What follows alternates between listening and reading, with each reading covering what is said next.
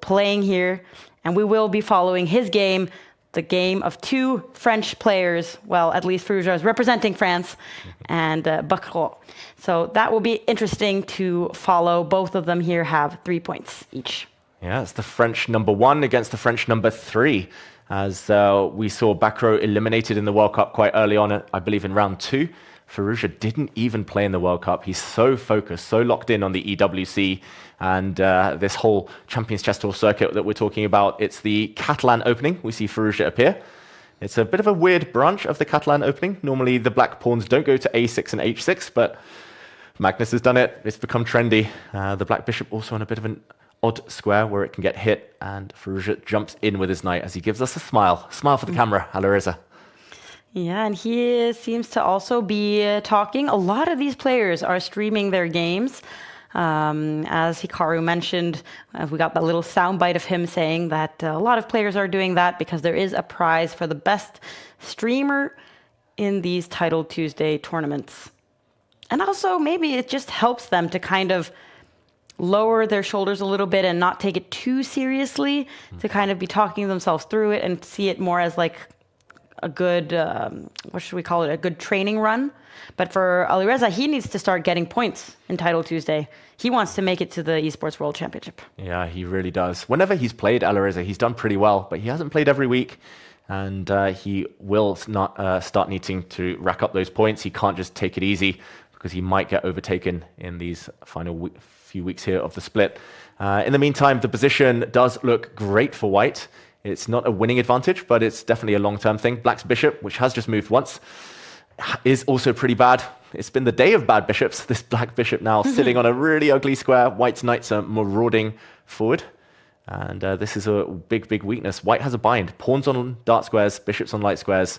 It's just full board control right now. And Alireza is going to try and switch it up. He's going to try and put his rook on this semi-open file. It looks like in the battle of France versus France, it's white who has the advantage. And Alireza, he did win in game week 6. He got a 2nd place in game week 4 and a 3rd place in game week 2. So when he does participate, he does really well and he's gotten a lot of points. But it's clear that he needs to step it up in these final weeks of the split and is prioritizing playing online in these Titled Tuesday tournaments. And here we also get an image of Bacrot, who also has participated a couple of times, and his best result is 8 points, giving him 21st place, which is not enough to get any points for the leaderboard, but is a good result nonetheless.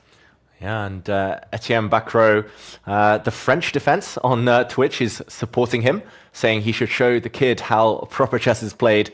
I guess Firouzja is the kid in this case, but Bacrot was a child prodigy himself. Once upon a time, he was the world's youngest grandmaster when he became a GM at 14 years old. So very, very kind of storied player there. We see lots of pressure now on the G file. Bacrot is trying to defend this passively here. He's going to move his rook across just to defend any checkmates.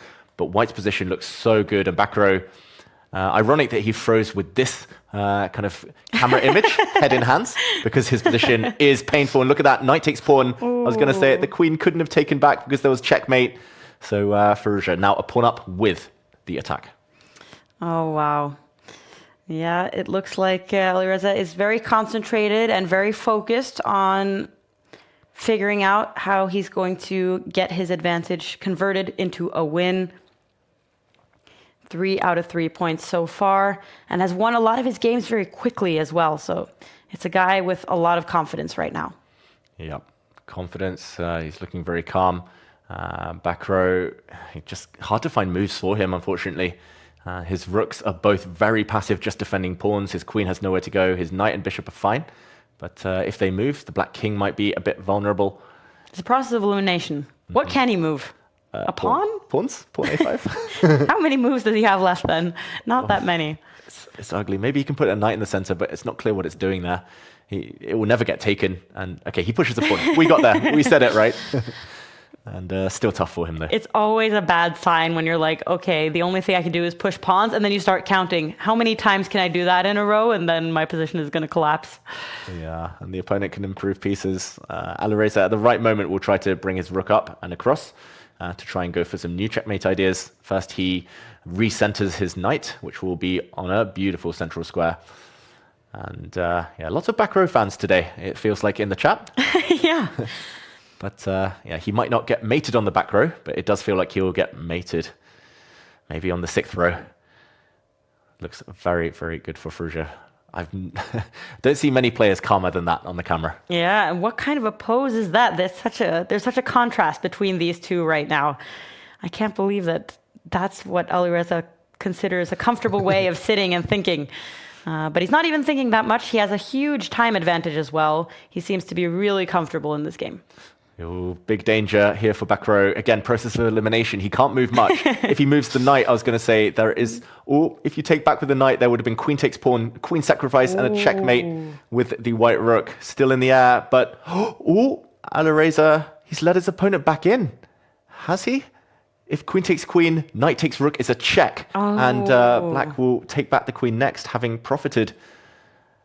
Okay. Oh, and they're going to trade queens, and it's going to be an endgame. Yeah, and white's a pawn up, but suddenly black's rooks get the open file in the endgame, and now checkmate's off the table. Alireza has to do it all over again. Wow. But only a minute left for Bacrot. It will be interesting to see if that is enough time to deal with this endgame. Oh, he should have taken the open file. Now white's rook dominates on this line, and all white needs to do is avoid getting his rook trapped. He brings his king forward. He trades off some pawns. He's going to continue advancing with his king. And this should now be winning. Hans Niemann wins and moves to 4 out of 4. Firouzja is likely to join him when we hit the first break of the day because of the clock. 2 minutes up, but also because of the board. 1 pawn up.